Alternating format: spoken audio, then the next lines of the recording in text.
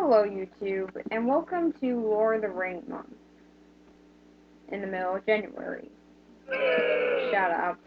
Okay, so, yeah, I did get a bit of an issue with this one, as well. Why is this happening so much lately? But, now I'm finally doing it, and I'm just gonna bring that out here.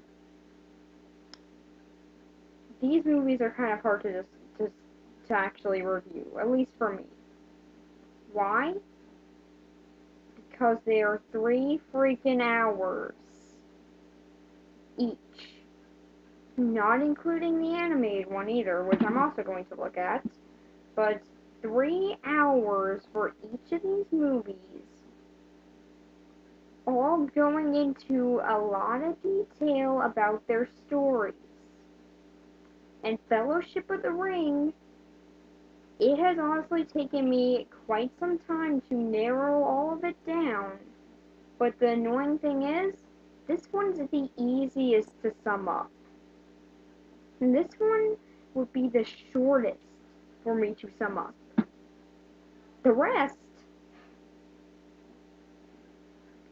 what about the rest? Okay, the rest of these movies get much more detailed. So, this is the easy one. Now, I don't know how long this video is gonna be yet, but this one's the easy one. You've been warned. You wanna back out now? Go ahead, I don't see how a video could stop you. But if you guys want to see me talk about Lord of the Rings, then let's start off with the story. Okay, so in the story, we start off with learning about the boring history of these rings, making it feel like we're about ready to take a test on them. Okay, that's kind of harsh, but really, it does kind of feel like they're about ready to test you on this.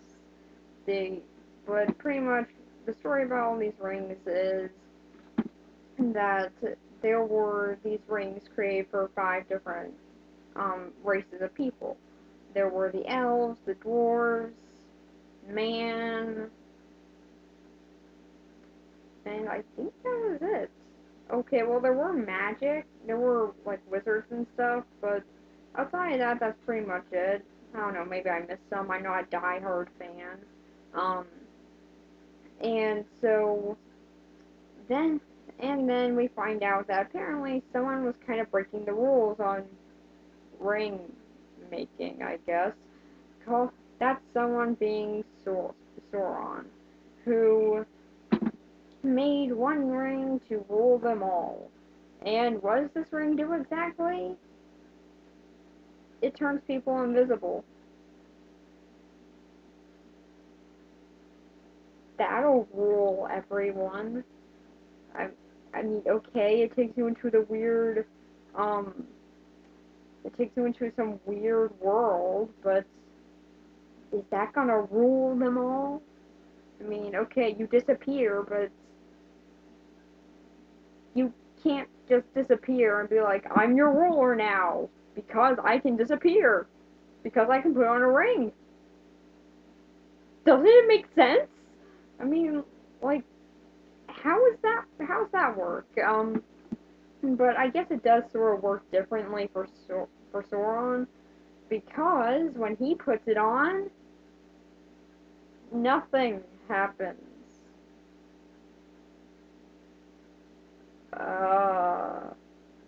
Okay. Yeah, whenever he puts on his ring, his own ring, nothing really changes about him. We see him while he's crafting the ring, so we know what he looks like before. He didn't look like some weakling or anything. No, he looks the same. So, what does the ring do exactly for him? Does it just give him steroids or something? I mean, what is this supposed to do? Does it make him the scary little mace that he has? I mean, really, what does it do for him? But, I guess I'm the idiot here because he's the one destroying tons of elves. until a guy just cuts off his finger. That was simple. And in doing that, that renders him completely powerless somehow. Yeah, you were strong enough to actually use the ring before, and you were strong enough to control its power, but when it's gone, you're completely useless. I guess he got wet? I don't know. Yeah, if you guys don't get that joke, go watch Bayless. But okay, so now, now after his finger's been cut off and they secured the ring, now they're about ready to throw it into the fires of Mordor, which for some odd reason they had to walk to, even though they were just in Mordor. That makes sense. Um, and then when they're about ready to throw it in, they just decide not to. Weird, seeing as it takes Frodo like 2 years to be corrupted by the ring, but for this guy, it just sort of takes a day. So, so now he's being corrupted by the ring, and for some odd reason, the elf that he's in the fires of Mordor with won't just stop him. Yeah, the guy's right there, and this elf doesn't really seem to care for humanity that much, so either one, he could knock him out and take the ring and throw it into the fire, or he can push him in. None of these ideas ever occur to him, though, and he just sort of stands there for a while this one until this one guy leaves, and eventually just sort of grins at his ring. The obvious thing to do, until it's accidentally knocked out of his hand and flown into a river, where, well, the third movie explains it, so I'm not gonna bring it up yet. Where someone else finds it, let's just say that, someone else finds it, which stumbles upon someone else finding it, which he keeps for a while. And so after all this war-torn area of us seeing, what do we see? The Shire.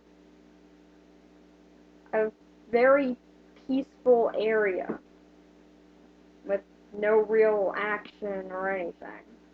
Just little hobbits reading their books. Oh, the intrigue! Here we meet Sam, Frodo, Bilbo, Merry, Pippin, and Gandalf. And really, is this really what Gandalf needed to check in on?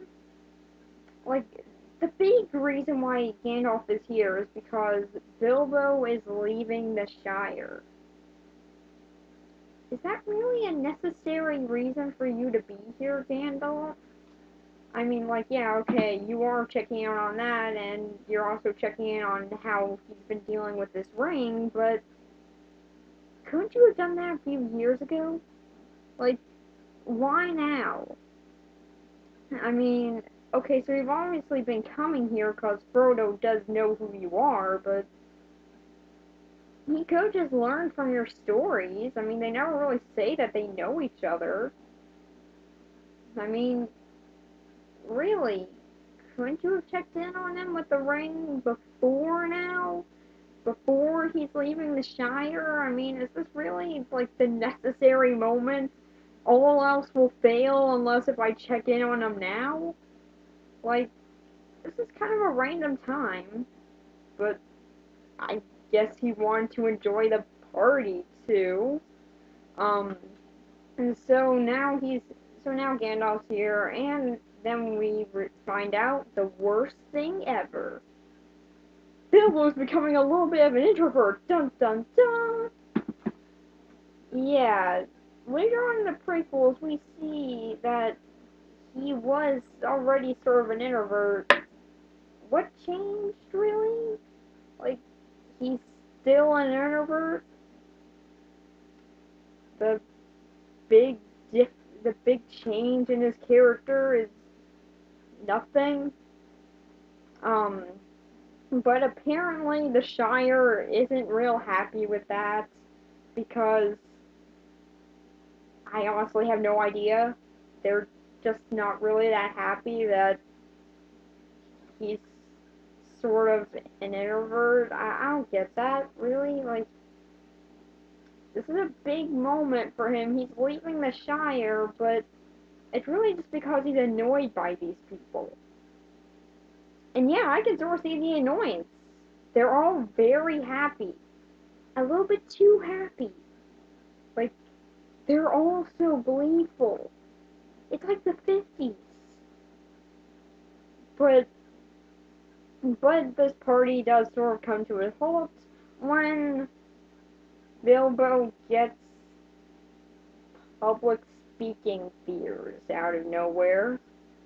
Yeah, he's just sort of standing there giving a speech, and then all of a sudden, nope, don't want to be here anymore because reasons, I guess. Yeah, this is never really explained. He just leaves because we need to see that he's been using the ring. Um, but Gandalf catches up with him, going back to his house with his magical teleporting powers that I guess he has and never uses because, why would he need that?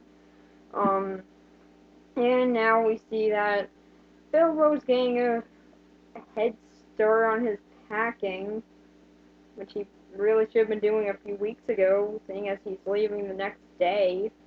And yet this whole time, his house is still completely furnished and everything. I guess he's just taking a little backpack with him because that's all he needs. Um, and now he's planning dumping the ring responsibility on Frodo. Okay, yeah, alright. He does get a little bit corrupted by the ring in this scene, and it is a pretty cool scene, but yeah, after that, his big decision was, dump it on my dump it on my nephew, my son, grandson. I don't really know their relation. Does anyone know their relation?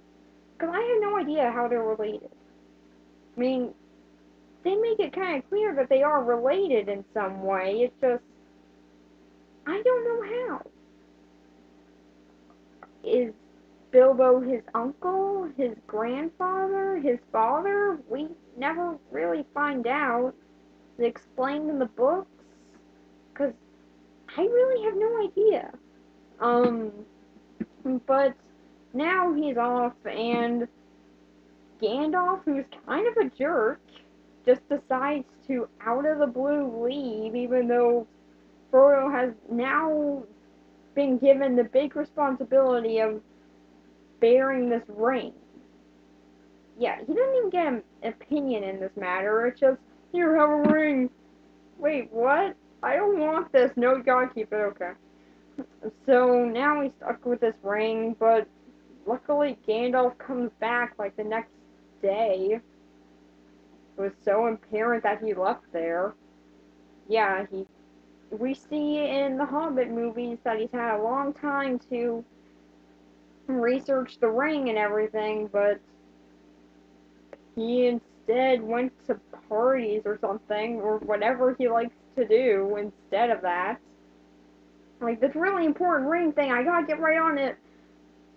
I'll wait for a few decades. I mean, it's not that important. So now he's this. So now that the ring has been passed down to another person, now he's getting right on it. Really late. So he goes out for the night to try and find out some information on it, I suppose. And then when he finally comes back, then Sam is peeking through their window to listen in. Why? I mean, like, I know that they had to get Sam in the story, but why is he creeping selfishly stalking Frodo? What's his point there? I mean, like, okay, he could have just seen Gandalf and just been like, oh, well, maybe something's going on. Maybe I should go check it out. But he wouldn't even ask if he can join in on this conversation or anything. Just, no, I want to listen in. So, now Sam and Frodo are off to a pub.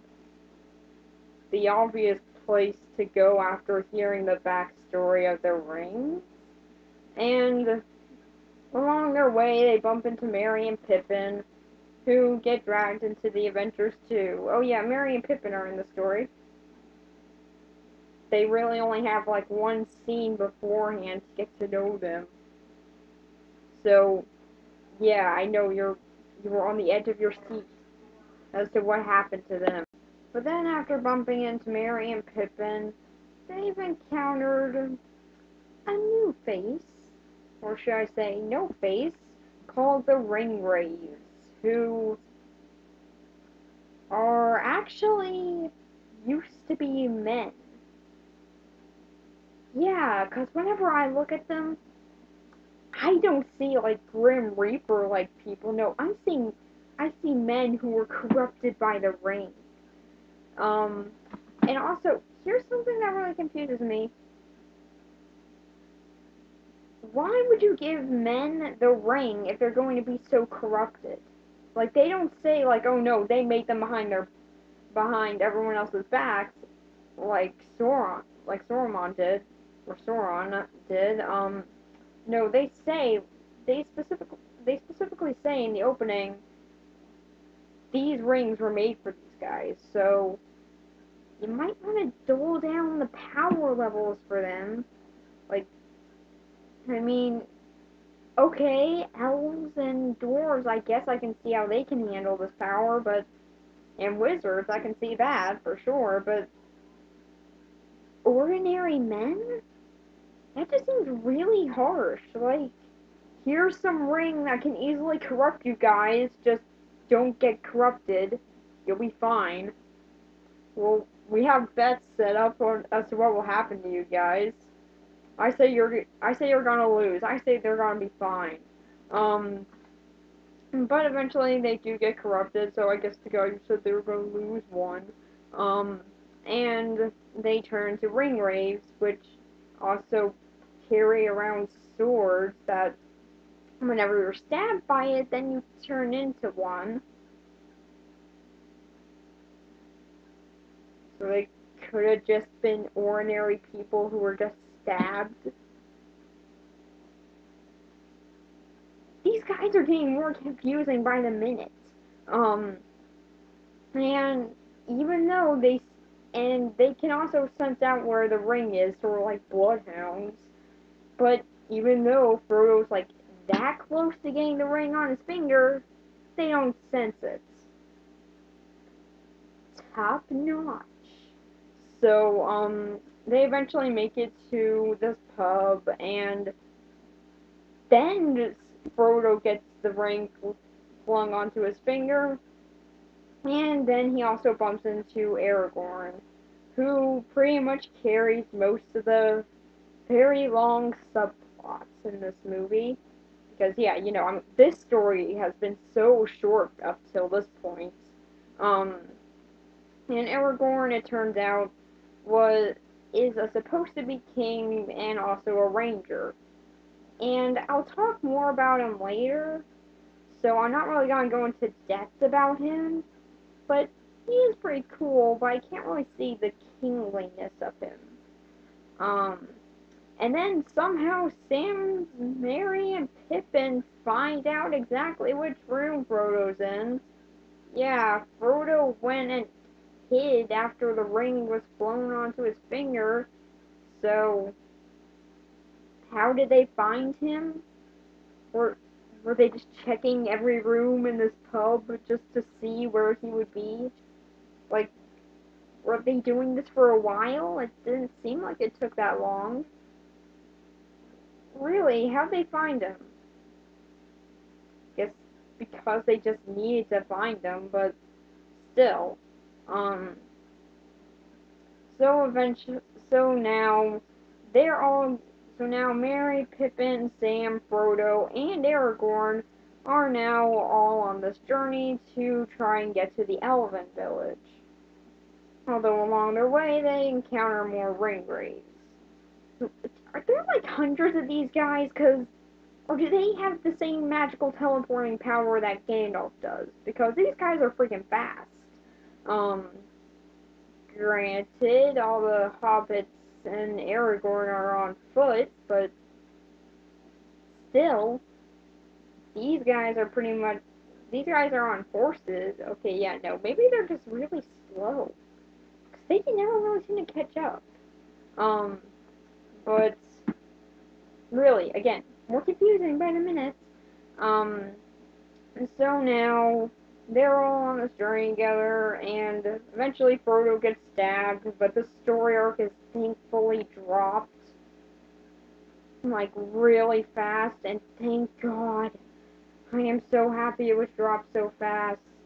Um, but this is a moment I'll bring up later when I'm talking about Frodo, but yeah, he's pretty weak especially after he's been stabbed. He's been pretty weak up until this point, but after he's been stabbed is where it is so obvious that he's so really weak. Um, Now, okay, you can make the argument that he was just stabbed, but well, the Frodo in the animated one was stabbed too, yet we still see him fighting. So what's this Frodo's excuse? I guess he's gonna say he was stabbed too, but it just hurt more. Um, and so now this also marks the second time that he has actually put on the ring, actually causing the ring wraiths to see him. That was smart. Thanks for leaving that one out, Gandalf. Like, you could have just said, oh yeah, you might encounter ring wraiths, but if you're tempted to put on the ring when they're around, make sure you don't because they can sense the ring and they can actually see the way the ring will see. So they will be able to spot you out even easier that way, but I mean, like that's something that just he completely forgot about that. Like he didn't need to remember that tiny bit. Yeah, really, what was he doing all these years? Um, really, I just want to see a movie about what Gandalf was doing all these years. That Bilbo had the ring. What was he just doing all that time? Was he just sort of sitting there, just like, one day I'm gonna do this. One day I'm gonna look into that ring. Oh, hey, look at that leaf. I gotta go talk about that for a few minutes. Like, really, what's he doing? Um, and now we are introduced to yet another character to add to the jumble, but this one I'm going to save. Yes, I'm going to save Arwen. Okay, but I'm gonna save her for the character spot. She's gonna be last. I'm gonna save her. You'll see why later. It's just I'm gonna save her. I'm gonna save talking about her. But she does save Frodo and fights off her greatest enemy, a branch, the the Horde. Yeah, that's really the only thing that she fights in this whole entire 9-hour long trilogy is a branch. She's really tough. No, she's not. Um, and then with her help, they heal Frodo from his oh so deadly stab wound, which doesn't hurt him. Um, and then they get to the Elven village where Frodo eventually wakes up a good time later. Like, I forgot how long it was, but I remember him being out for a while. And when he wakes up, he is greeted by Gandalf, who, while trying to get some information on this ring, because again, he hasn't had enough time. Um, Now he eventually went to Saruman, who was a wizard that he used to know, and was so obviously evil, but for some odd reason it it comes to Gandalf as a big shock that he's actually evil. Really, who else would have a house like his aside from an evil person? How could you not tell he was evil? Um, who apparently trapped him on a roof. Um, the hardest thing to get away from? Yeah, this is rather odd. I mean, like, okay, sure, there are things at the bottom, so he's not gonna jump or climb down, but he's a wizard, and a pretty darn good one at that. And you decide his best, your best defense for him is not like a prison guarded with like 50 orcs or anything. No, it's a roof with no guards. And lots of opening and a butterfly, which you should know that he should be able to summon an eagle with. And no archers to shoot down that eagle. You are an idiot, aren't you? You did not think any of this through.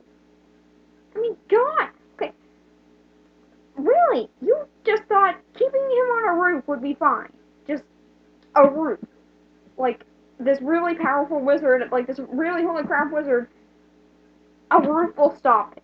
A roof, he cannot go any farther. Really? You are an idiot. Sora? Saruman? Saruman, fire him! He is terrible at his job. Hire someone else. Just get anyone else. He is terrible. Okay, but, yeah, as you can tell, that little bit annoys me. Um, but trust me, it doesn't annoy me as much as something else that'll happen to Gandalf in this movie. But so now that they're all together again, now they form the Fellowship of the Ring, a group of people who are bravely going to return the ring from the fires in which it came. But they cannot simply walk to Mordor, so now they are going to walk to Mordor. I feel like that line was written wrong. Um, and now and really they could just roll the credits right here, but no, we need like an hour and a half more or so of film left to show us every step of them getting to Mordor. Thanks. I'm I'm glad that they're trying to adapt every line from that novel. Okay, yeah, I've never read the novel, but I'm glad they're gonna try and adapt all of it. Um, so now in their travels, they have to go through a cave, which really I forgot the name of. I think it was the Cave of Morior. Um, and now we know the Mines of Morior. And while in there are tons of orcs that come out. Gimli, who really has no point in this movie, neither does Legolas, but they're both here, thank God. Um, Now we see that Gimli is apparently saddened by the death of one of his family members or comrades or someone, and really, news travels this slow. Like, you have to be in the area to actually notice. Um, like, okay, I got it. There's no mailman or anything. There's, like, no phones or laptops or anything, but I think that information can travel a little bit faster than you had to be in this area a few centuries later. Um, but I don't know. I guess their mail is really that slow. And while they're there, we get a little bit of foreshadowing for the next movie with Gollum, which I actually do kind of like the foreshadowing of. And Then we have the dumb event. Gandalf's death. Oh boy. Okay, so Gandalf's death. I have honestly had an argument with one of my friends about this scene. And you know what? I agree with the nostalgia critic 100% on this scene. Why couldn't they help him? Okay, so Gandalf says the famous line, "You shall not pass," and then the bridge of stone falls down, dragging this giant demon or whatever they had in this stupid mine. Yeah, why did they have that in a mine? Was that really needed? Was this giant fire demon like their quota of monsters for the week? Um, but then once he does that, in this movie, usually he's just dragged down and will say, and while he's falling, supposedly to his death, he will scream, "Fly, you fools." But this time, he's holding on to the rock.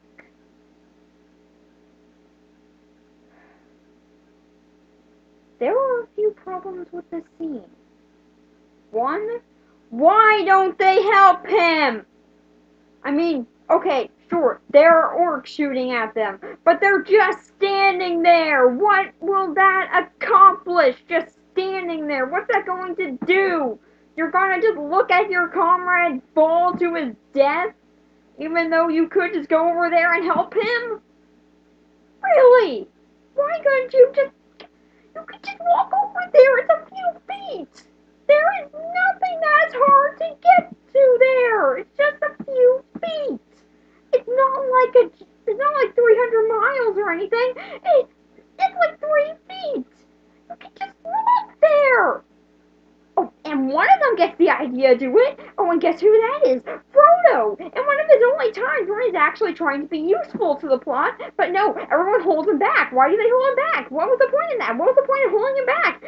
Trying to help out one of his friends, yet you just hold him back for no apparent reason. What was the point?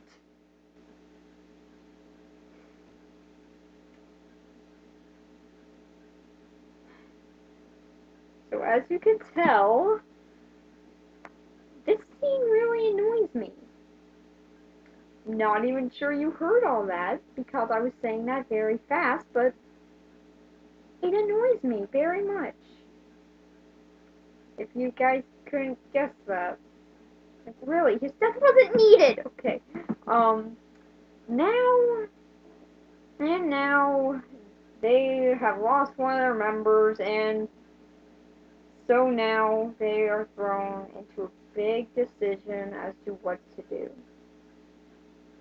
Just walk through the woods some more, of course, where they meet this really annoying witch of the forest. I don't know. And really, her like 20 minutes of film are completely pointless. Like, okay, you can make the argument that she gave them some food and shelter and water, which they needed, but really, why is she here? Like, she's not needed here. Like, her big speech about in the place of this dark prince, you'll have a queen.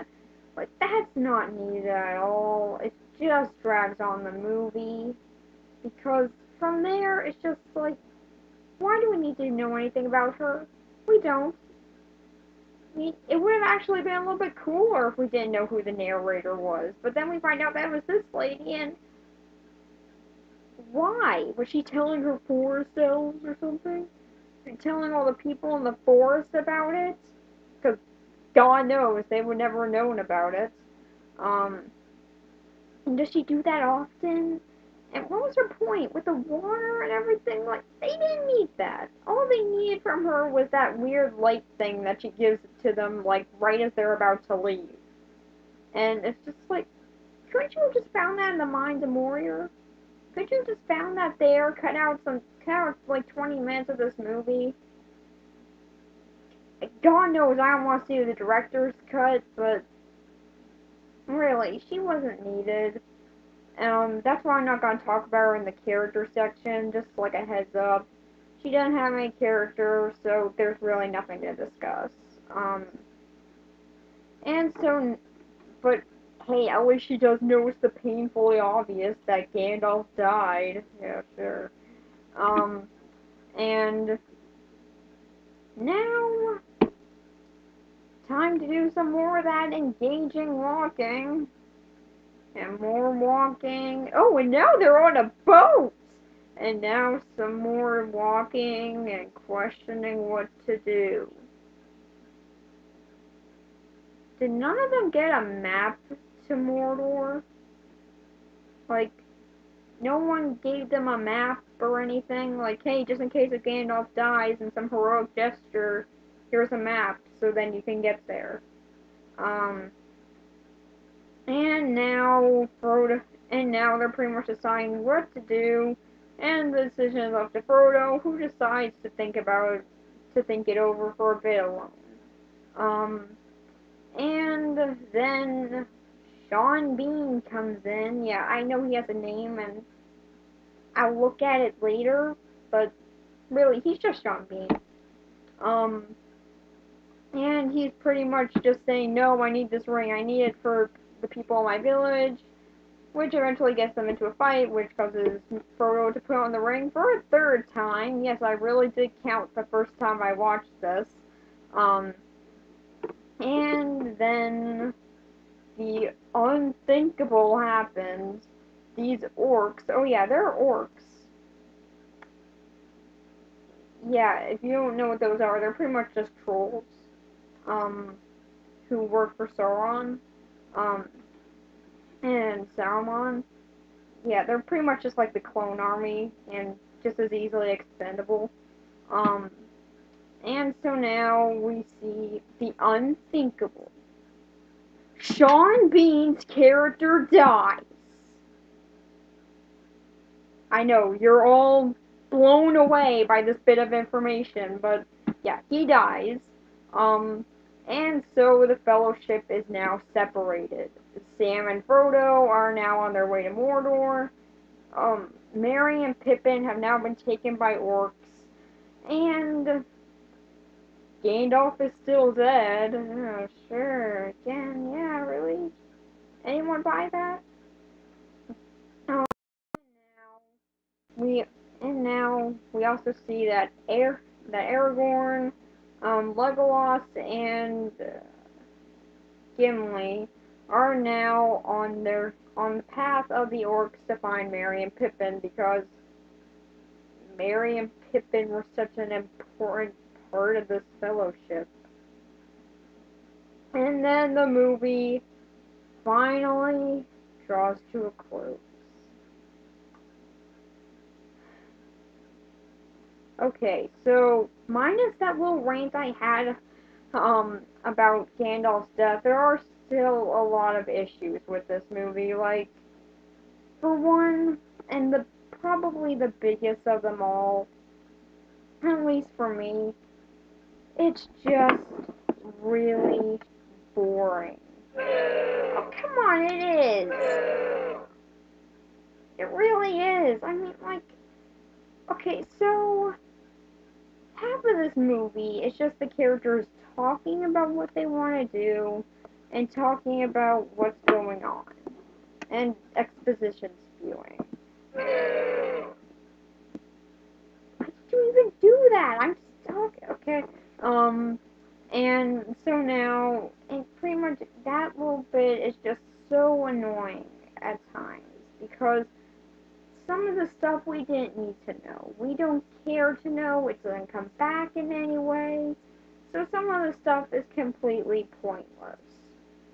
Although it does make for a good way to meet your characters and also get for a good start-off point, but it does get kind of tiresome at times, and while the shots of New Zealand are pretty good, it's not gonna save the walking that happens so often and the boring circling shot that does nothing.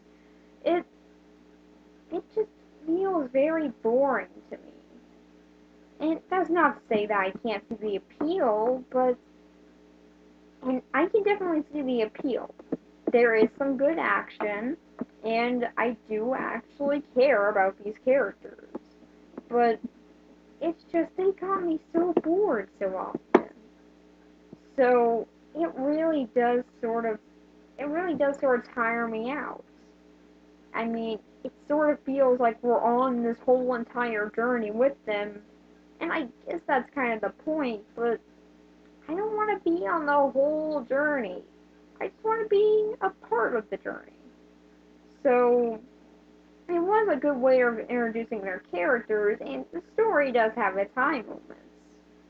But, all in all, it could have been done better. Or maybe it could have been done much, much worse. I don't know.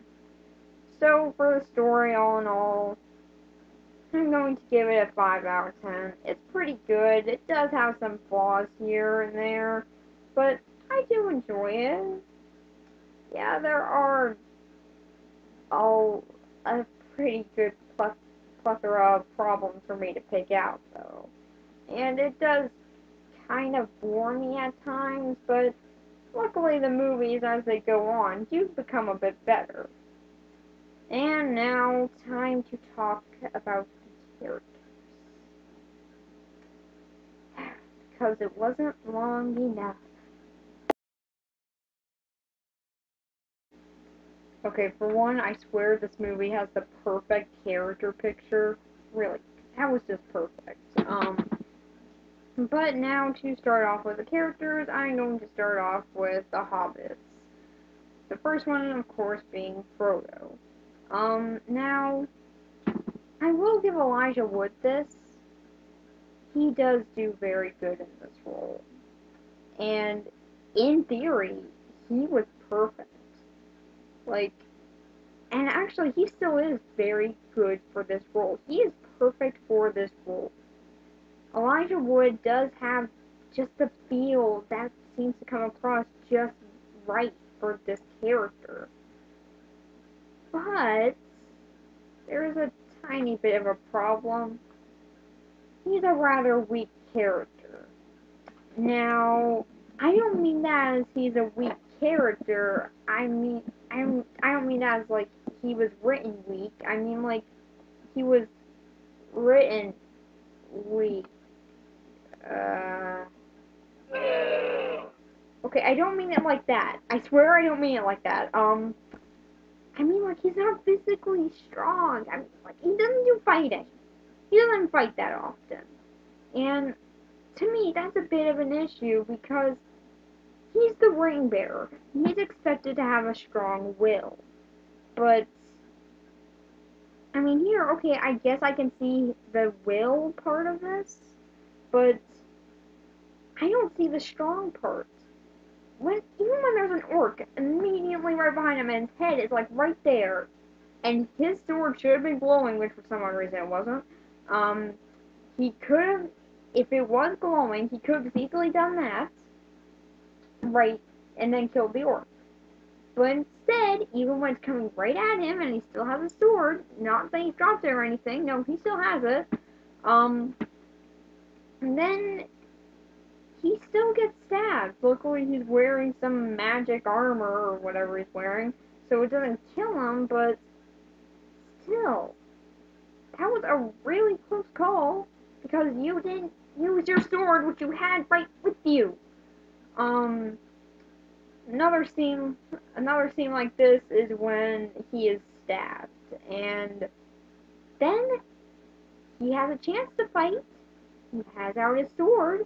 He's about ready to, but then guess what happens? He drops it. What did you think the Orcs were going to do to you there? Did you think they were just going? I mean, what did you think the Ringwraiths were going to do to you there? Did you think they were just going to be like, oh, well, here you go, here's your sword. Oh, wait, no, okay, I mean, we should be really nice to this guy. Let's just kill ourselves. Let's just get this over with. Like, what did he think was gonna happen? Um, So I will say this though, Elijah Wood does bring a lot of what this character does feel like it should be, and he does great with this role. I will say that. But as for the character being that well written, he is pretty good at times, but sometimes his dialogue's a bit off, and he's just really weak. Um, so then after him we have Sam, who is my personal favorite of the Hobbits. I swear, Sam is awesome in this movie. Um, actually, he's awesome in all three. Yeah, I'm not gonna say four, cause in the animated form, we'll get to that when we get to that. But I still gotta say it. Sam is awesome in this movie, and I really do. And he's very loyal, and he actually does fight. I actually think that he should have been the ring bearer. I mean, like, okay, sure, Frodo had the will or whatever, but Sam just seems like he has a bit stronger of a will here. I don't know, maybe it's just me, but to me, he really should have been the one to be bearing the ring all this time, and Frodo should have been the one who had his back. But yeah, he's still an awesome character, and I do really love him. He is a really cool character. So then after him, we have Merry and Pippin, who, while they do get their own development later on, and their development is good, we're just talking about them in the first movie here, and really they're more the troublemakers, or so you could say, for this movie, because that's really all they have. They just cause a little bit of trouble, and then that's pretty much it. I mean, they get separated, which does lead into some better events for them, but here, they're just not that strong. Um, Now we're actually going into the characters with the long story plots. To start us off here, we have Gandalf, who, I will say this character is pretty awesome. Um, the actor who is sadly dead now, he was he did very good with this role, and I just gotta love this casting here. Again, they picked the perfect actor. I forgot the actor's name, but he does great with this role. He really does give it the dignity and respect to it, but he also shows how there's a bit more magic into the performance, and that really does show. Is his timing good? Not in the least, but I will say this, he is a pretty cool character who is taken rather seriously. And then after him we have Aragorn, who, again, I can see the ranger side, and he is still cool, but I can't really see the king side.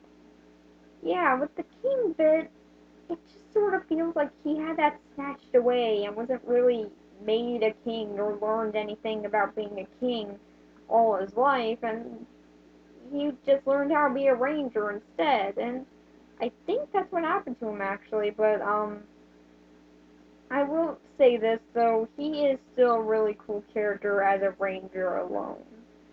I don't really see the kingliness in him, but I can definitely see the ranger. Then we have Legolas, who, oh my god, you have no personality. Really, throughout all these movies, he never gets a personality. I hardly even remember any of his lines. Like, did he even have a line in this movie? I can't remember. He was completely forgettable. He just had no character. All that I can remember about him is that he used my favorite weapon. That's it. Even when he got a bigger role in the Hobbit movies, I still kind of felt the same way towards him.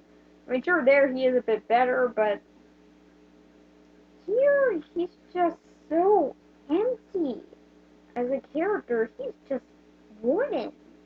Um, Orlando Bloom, I'm sure you tried, but yeah, no. you couldn't really try without any lines. Moving on.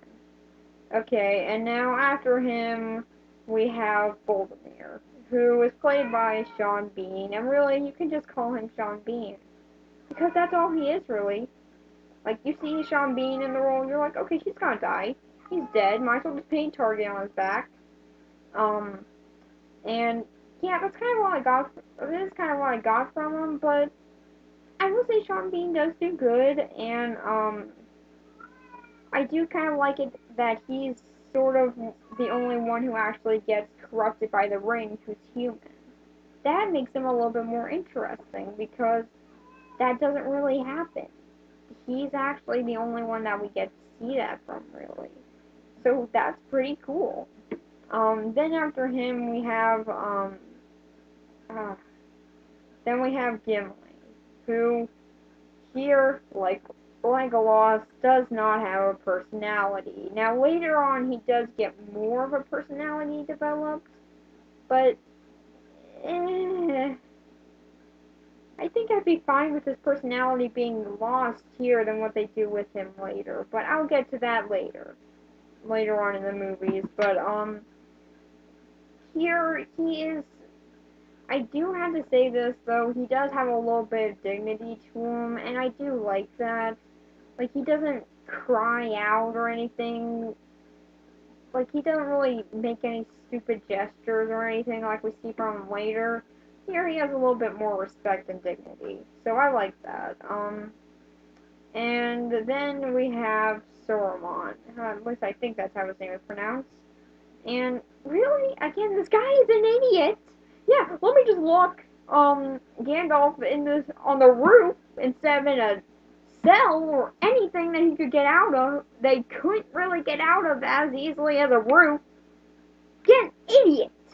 Um, but he is still a little bit more sinister, and it is kind of cool to see like Gandalf's powers being matched by another wizard and everything, but that's kind of all there is to him.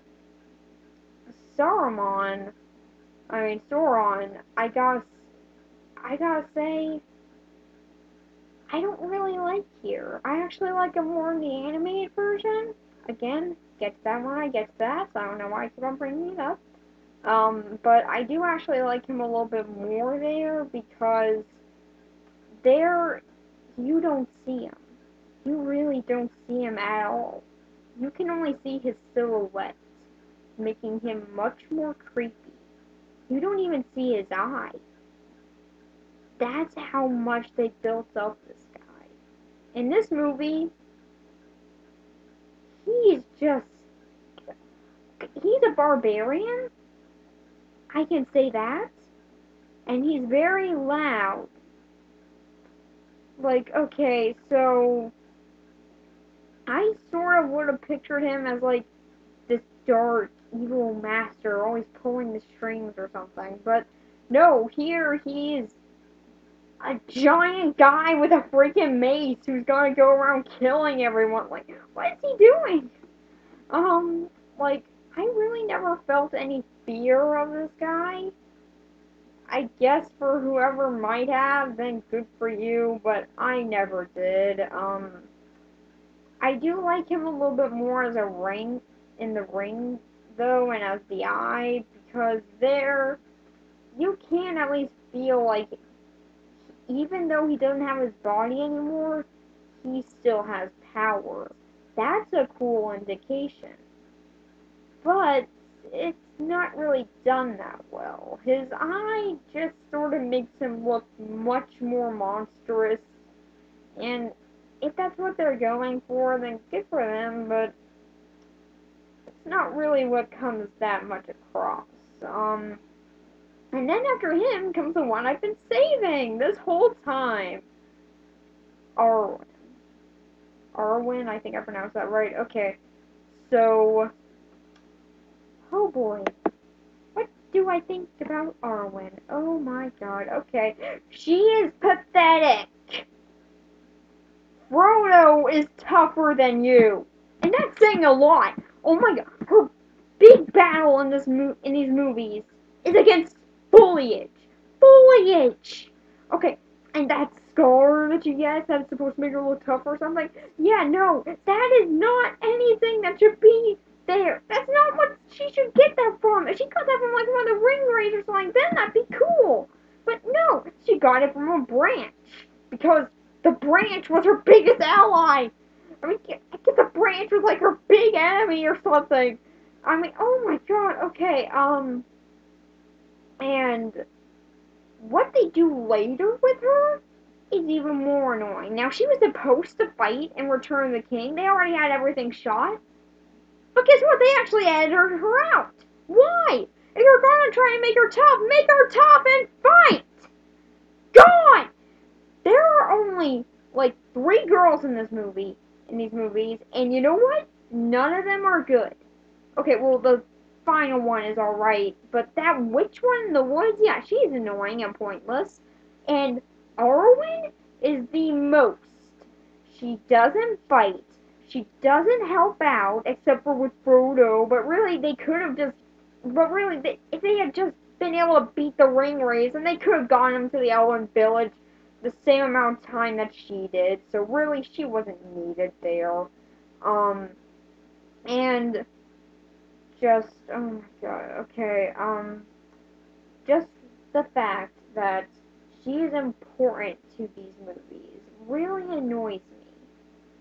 Um, to me, she is a completely useless character. If they were trying to make her tougher, which seems like there was their intent, then I would have been fine with that. They do that later on in these movies, and they do it pretty well. So, what went wrong with her? Like, there were just so many problems with this character. I just. When we get to Return of the King, I'll bring up some more of these problems, but really, she's just annoying here. So that's about it for the characters. So what am I going to give them? 4 out of 10. I gotta say, they do introduce the characters well, and there is very good acting, but some of these characters are just so poorly written, and some of them, while are pretty good characters, aren't that strong at times, or even at all. Some of them are just incredibly annoying. Look in the U error. And then there are just some that are totally pointless, and there's some with no personality whatsoever. So, yeah, 4 out of 10. And now what do I think about the first movie overall? It's alright. Why have you been in here so much? Okay, but yeah, it's an alright movie. I don't hate it, but I also don't love it. There's definitely some things that are tedious in this movie, like the constant journey experience thing that they're trying to give it. That just gets boring. I got very bored during this movie, and I can see the fun side of it. I can see the appeal, but to me, it just got rather boring at times. Some of the characters while I do think are good and are introduced well, aren't that great for the most part, or at least they get more development later. And with a 3-hour time, they could have done more. But for what it's worth, they do take advantage of some things. And they do make them a bit better. And they do definitely make things better in the next movie, but yeah, this one does really bore me. To me, this one's the weakest of the trilogy, and I just really couldn't get into it.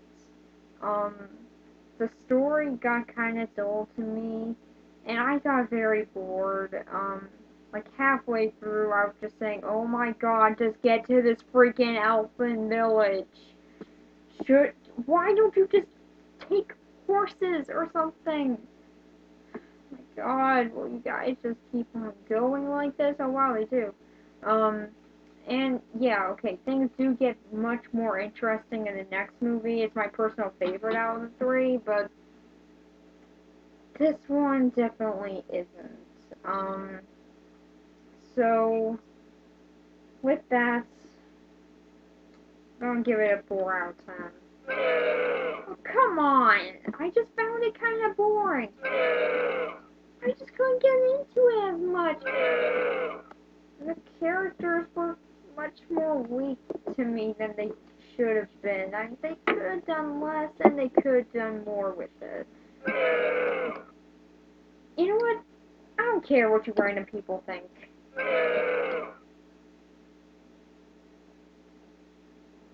Just get out of my house. Okay, so so of course, as you guys have probably guessed, my next review is going to be of Two Towers. So, I'll see you then. Bye.